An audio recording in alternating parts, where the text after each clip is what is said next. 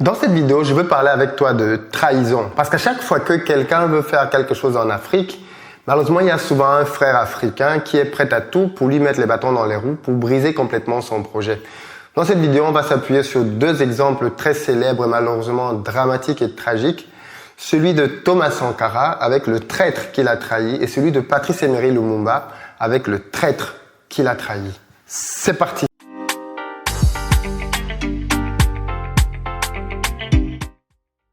Salut, moi c'est Philippe d'Investir au pays. Au travers de cette chaîne, j'accompagne la diaspora africaine dans l'entrepreneuriat et dans l'investissement. Donc si l'une de ces deux thématiques t'intéresse, je t'invite sans plus tarder, toi aussi, à poser tes deux premiers pas pour te rapprocher de tes objectifs business. Le premier consiste simplement à t'abonner à cette chaîne et à activer les notifications afin d'être informé de l'apparition de chacune de nos 3 vidéos, le lundi, le mercredi et le vendredi en matinée, mais aussi des 2 émissions qu'on fait désormais interactive au cours desquelles tu prends la parole et tu donnes ton avis sur la question du jour. Et ça, c'est le mercredi et le dimanche en soirée. D'ailleurs, le thème de ce dimanche va comporter justement, va parler de la trahison. On verra comment est-ce que les Africains, malheureusement, au travers peut-être de leur culture, se trahissent les uns les autres. D'où est-ce que ça vient? Et cette vidéo va être l'élément déclencheur de cet échange-là. Donc, reste jusqu'à la fin pour avoir tous les éléments croustillants pour pouvoir participer dimanche à notre direct. La deuxième chose que tu peux faire, c'est aller dans la barre de description et cliquer sur le lien pour recevoir gratuitement un petit livret que j'ai écrit intitulé 10 bonnes raisons de devenir entrepreneur. C'est un tout petit livret qui se lit rapidement et qui va te permettre de te bâtir un bon état d'esprit afin de t'aider à te lancer toi aussi dans les affaires. Alors, petite parenthèse pour nos amis qui sont à Dakar, le samedi 15 juin, j'arrive pour une formation business à la création d'entreprise. Donc, si tu n'as pas encore créé ton entreprise ou si tu as déjà un business qui démarre, va dans la barre de description, il y a une vidéo pour toi qui t'expliquera quel est le programme de la journée et comment faire pour réserver ta place. Pour nos amis qui sont à Paris, sachez que le week-end business, malheureusement, les places sont quasiment terminées. Donc, va dans la barre de description. S'il y a encore quelques places, réserve la tienne parce qu'on va voir comment créer un business en ligne qui va marcher, que ce soit sur Amazon, dropshipping ou même l'infopreneuriat. Nous en parlerons pendant un week-end dédié à cet événement-là dans un cadre recréatif au cours duquel nous allons nous faire plaisir et travailler sérieusement. Alors, dans cette vidéo, justement, je voudrais parler avec toi d'une problématique qui est très perturbante en Afrique. Le fait que chaque fois qu'un Africain veut faire quelque chose de différent, quelque chose de grand, quelque chose de bien, malheureusement, il y a souvent un autre Africain à côté de lui pour détruire ses projets, pour le trahir en gros. Et on peut le voir déjà depuis l'histoire de nos indépendances. Et c'est d'ailleurs pour ça qu'aujourd'hui, à la tête de beaucoup d'États, on a des personnes qui au départ ne voulaient pas l'indépendance parce qu'elles ont accepté de trahir leurs frères, de trahir leurs concitoyens, leurs congénères, pour prendre leur place et donner à l'Occident tout ce que l'Occident voulait en contrepartie d'un enrichissement souvent personnel. On peut le voir dans beaucoup de pays. C'est pour ça d'ailleurs qu'on a des présidents à vie dans pas mal de pays en Afrique. Alors, prenons le cas très célèbre de Thomas Sankara et de son ami Blaise Compaoré, dont tout le monde connaît à peu près l'histoire aujourd'hui en Afrique. Thomas Sankara et Blaise Compaoré étaient les meilleurs amis au monde. Ils ont vécu dans la même chambre, ils ont été à l'armée ensemble, ils ont fait la révolution ensemble. Et puis Thomas, de commun accord, ils ont décidé de porter à la tête de la révolution Thomas Sankara, qui a dirigé le pays. On a déjà vu ici que c'était quelqu'un qui aimait son peuple, qui travaillait pour son peuple. Nul n'est parfait. Je dis pas que tout ce qu'il a fait était parfait, loin s'en faut, mais c'est quelqu'un qui avait un cœur pour son peuple et dont le bilan n'est pas négatif. Malheureusement, la mort de Thomas Sankara est venue de son meilleur ami. C'est incroyable quand même. Je dis, ça fait froid au dos de penser qu'un mec avec qui tu as dormi dans la même chambre, un mec qui connaît ta femme, tes enfants, avec qui vous partagez tout, soit le mec qui soit derrière ton assassinat. Je veux dire, on aurait même pu prendre Thomas Sankara et l'amener en exil, on aurait pu le prendre, je sais pas moi, et le mettre en prison. Les mecs ont voulu le tuer, quoi. C'est-à-dire pour effacer complètement Sankara de l'histoire, ils ont voulu le tuer. C'est incroyable. Mais pour ça, bien évidemment, je suis d'accord que il n'a pas été seul. Thomas Sankara gênait beaucoup les Occidentaux à cette époque-là, notamment la France, et donc il a fallu procéder à son assassinat. Mais c'est dommage que pour ça, on soit passé par un Africain. Ils auraient pu procéder comme en Libye avec Kadhafi, c'est-à-dire un mec, justement, je pense que Kadhafi, ayant compris ce qui était arrivé à ses copains, parce que Kadhafi était proche quand même de Thomas Sankara, ayant compris ce qu'on avait fait à Sankara, ayant compris ce qu'on avait fait à Lumumba, le mec, il a décidé de faire le ménage autour de lui, quand il n'avait pas d'amis par lesquels on pouvait passer pour le déstabiliser. Donc du coup, ils ont dû passer par un autre moyen, beaucoup plus flagrant cette fois-ci, qui était soi-disant les Nations Unies pour aller le tuer. Ça, c'est le gouvernement de Nicolas Sarkozy. Et au final, Kadhafi en a tiré les leçons, quoi. Mais il n'y a pas que ce cas. Un autre cas dont on parle très peu et pourtant qui est très flagrant aussi, c'est le cas de Patrice Lumumba et de Mobutu. Pour beaucoup de gens, peut-être l'ignorent ou l'oublient, mais c'est Mobutu qui a vendu et qui a trahi Lumumba. Hein. Lumumba, quand il est nommé Premier ministre à 35 ans, son histoire est très intéressante et peut-être qu'on fera une vidéo dédiée pour parler de lui. Mais en fait, quand Lumumba prend le pouvoir à 35 ans, je précise encore, très jeune, Premier ministre, pas comme nos patriarches aujourd'hui qui ne veulent pas laisser le pouvoir, alors qu'eux-mêmes ils sont venus au pouvoir très jeunes. Et bien, quand Lumumba prend le pouvoir, il décide de faire en quelques heures, hein, les premiers jours de sa présidence, pas de sa présidence, il était Premier ministre, mais les premiers jours de ses fonctions, il décide de passer Mobutu colonel. Hein, Mobutu qui était le seul, déjà des personnes autour de lui à avoir fait l'armée, il le passe colonel pour montrer la confiance qu'il lui témoigne. Il sait que Mobutu a travaillé avec les Américains et les Belges, notamment la CIA, mais il se dit, ça c'était avant, il a compris, parce qu'il ne faut pas l'oublier, Lumumba lui-même, avant de devenir le Lumumba qu'on connaît, révolutionnaire et tout ce que tu veux, c'était quelqu'un qui était d'accord avec la colonisation et qui estimait que la colonisation était une bonne chose. Mais il a pris conscience. Et quand il a pris conscience, il est devenu un ennemi. Tu vois un peu, le mec qui hier travaillait pour toi, était à ton service et qui du jour au lendemain, paf, change de valeur et devient quelqu'un de redoutable. Très redouté par la Belgique coloniale. Et je précise, pour ceux qui ne le savent pas, que la colonisation belge, à bien des égards, est l'une des pires colonisations qu'il y a eu en Afrique. Pire que la colonisation française. Ce que les Belges ont fait en Afrique est juste horrible, quoi. Et je pense que je ferai une vidéo dédiée dans laquelle on va parler du tourisme sexuel pendant la colonisation, parce qu'en fait l'Afrique était devenue le lieu de sexe, quoi, de tous les fantasmes. Chacun venait assouvir ses fantasmes en Afrique. Et il y a plein de photos aujourd'hui qui sont sorties dans les archives où on voit des anciens policiers, des anciens militaires français ou même simplement occidentaux qui venaient en Afrique pour du tourisme sexuel. Mais bon, on parlera dans une autre vidéo si c'est un sujet qui vous intéresse. Donc pour revenir à notre sujet, Kabila décide de trahir son frère Lumumba au détriment de l'Amérique, des États-Unis et de la Belgique, qui sont bien heureux d'avoir quelqu'un en interne qui peut trahir. Parce qu'il faut bien le savoir, si Mobutu voulait épargner Kabila, il l'aurait fait. Mobutu aurait pu, parce qu'il y a même une photo qui a été montrée il y a quelques années, dans laquelle on voit Lumumba ligoté au sol avec deux de ses copains, et juste à côté d'eux, les regardant d'un regard noir, Mobutu en culotte. Donc il aurait vraiment pu les libérer, quoi. Mais il n'a pas voulu, il a décidé de les assassiner. Et ça, c'est triste, quoi. Cette propension à toujours avoir des traîtres au sein du continent africain. Aujourd'hui, ça se voit de diverses manières. Quand tu décides de dire que le franc CFA, c'est une monnaie qui n'est pas bonne pour le continent africain, tu as quelques individus qui sont contre, qui te disent oui, mais non, c'est quand même une bonne chose, il faut qu'on reste dedans.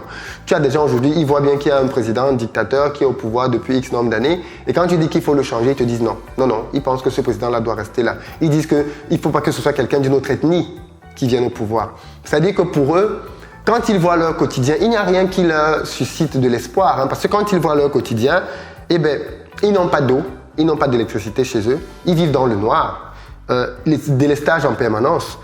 Ils vivent dans des taudis, des endroits qui, les rigoles ne sont pas du tout aménagés, donc c'est les maladies tout le temps. Et quand les enfants tombent malades, c'est la mort, parce que les hôpitaux sont juste vides, il n'y a pas de plateau technique, il n'y a rien pour soigner les gens sur place. Dès que quelqu'un a une toux ou un rhume dans le gouvernement, il prend un avion, il va se soigner en Occident.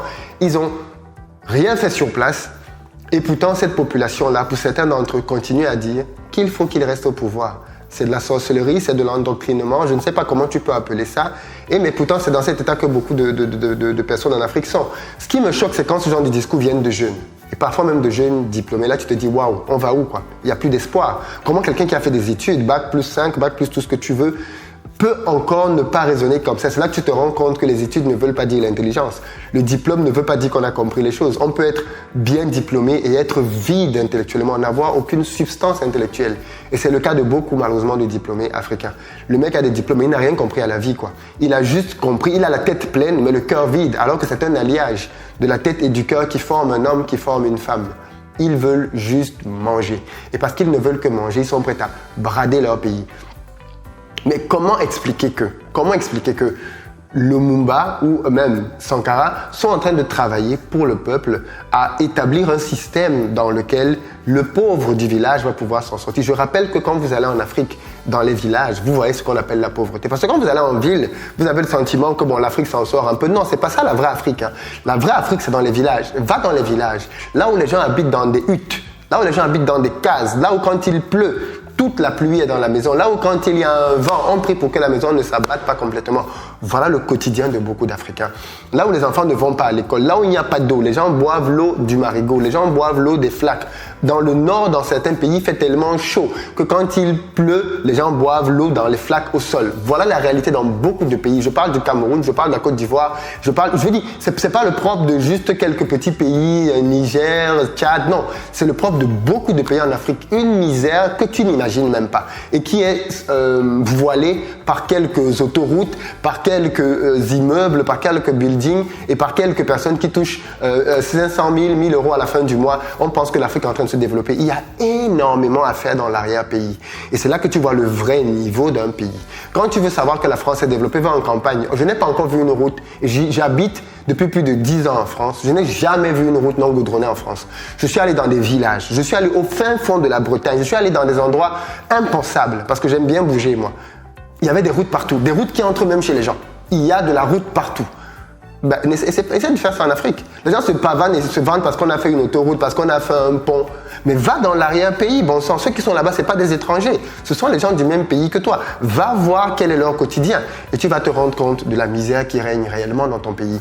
Et bien, quand tu dis donc que le pays a de la richesse, que le pays a de quoi se développer et que nous devons faire le nécessaire pour mettre sur pied dans nos pays des gens qui vont travailler pour le pays, les premières personnes qui sont contre toi, ce sont les gens qui subissent cette misère. Parce que j'ai envie de dire, écoutez, je veux dire, je n'ai pas besoin de retourner en Afrique aujourd'hui pour vivre. Je veux dire, ma situation en Occident est plutôt confortable. Si je me préoccupe de ce qui se passe là-bas, c'est bien pour les gens qui vivent là-bas. C'est bien pour que le quotidien des gens qui est là-bas s'améliore. La diaspora a ce rôle-là. C'est pas d'oublier d'où elle vient. C'est de se dire, OK, on a vu ce qui se passe ailleurs. Il faut qu'on travaille pour que ça soit implémenté chez nous aussi. C'est ça une diaspora consciente.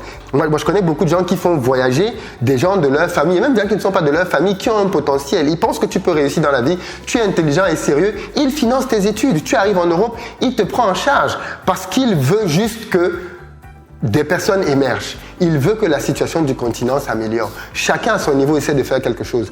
Mais malheureusement, c'est souvent un frère africain qui vient tout gâcher.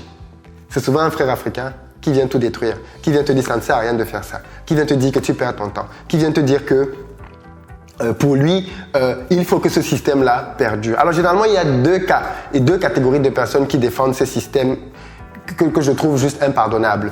Tu as les gens qui font ça par tribalisme. Ils considèrent qu'il faut que le président reste parce que je suis du Nord et le président est du Nord.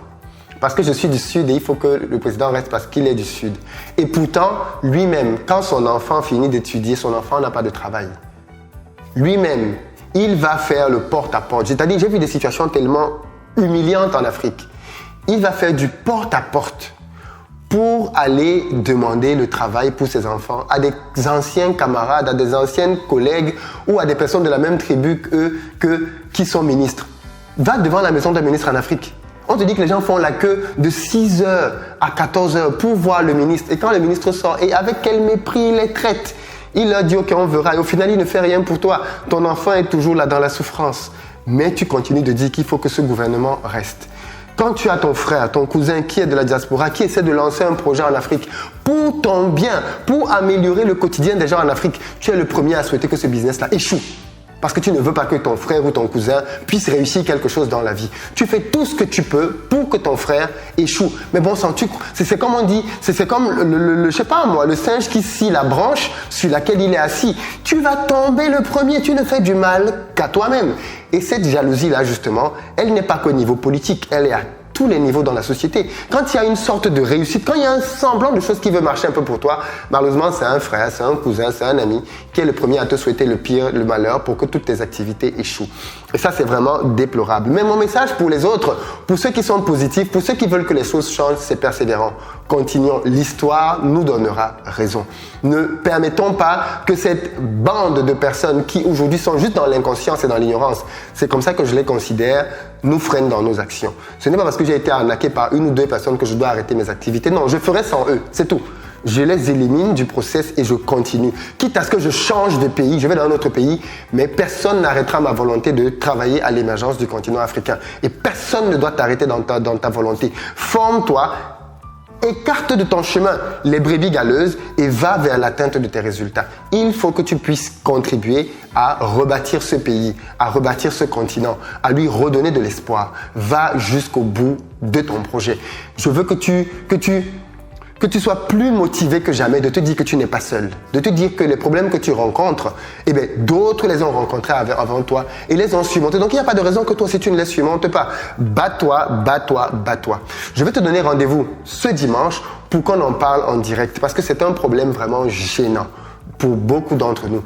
Parlons-en dimanche de ces jalousies, de ces intoxications-là avec lesquelles on ne peut plus vivre en paix et qui sont tout le temps là à vouloir nous nuire, à vouloir nous faire du mal. C'est notre réalité malheureusement, mais nous pouvons la combattre et c'est ce que je t'invite à faire très clairement. Alors, je terminerai en te disant pour ceux qui veulent se former sur Amazon que la promotion se termine ce dimanche. On va fermer le cours clairement. On va travailler avec cette promotion-là jusqu'en fin d'année. Donc, si tu veux te former à Amazon, il te reste quelques heures pour rejoindre le bateau. On va fermer la promotion et plus personne ne pourra s'inscrire jusqu'à l'année prochaine. Est-ce que tu veux attendre l'année prochaine pour essayer de changer ton quotidien et commencer à gagner de l'argent en ligne? C'est toi qui vois. Si tu veux gagner de l'argent dès maintenant avec Amazon, rejoins-nous dans la promotion. On est très, très, très nombreux et c'est une très bonne promotion. On a des gens qui viennent des États-Unis, du Canada, de l'Italie, de l'Allemagne, de la Suisse, du Bénin, du Burkina Faso et bien évidemment de la France. Donc, tu peux venir de n'importe où. Et attends, qu'est-ce que j'ai raconté? J'ai vu des gens qui sont venus maintenant des Pays-Bas aussi. On a quasiment tout le monde dans cette promotion-là. Donc, n'hésite vraiment pas à te lancer. C'est le moment. Il y a des facilités de paiement en plusieurs fois si c'est ce que tu préfères, mais rejoins-nous pour pouvoir te donner la chance de créer un business qui va commencer à te rapporter des sous et changer ton quotidien dès cette année. N'as-tu pas dit que tu voulais que les choses soient différentes pour toi en 2019? C'est peut-être la première opportunité que tu as là à saisir pour franchir ce palier-là et te donner la possibilité, non pas simplement de rêver ta vie, mais de commencer à réaliser tes rêves. À très bientôt sur la chaîne.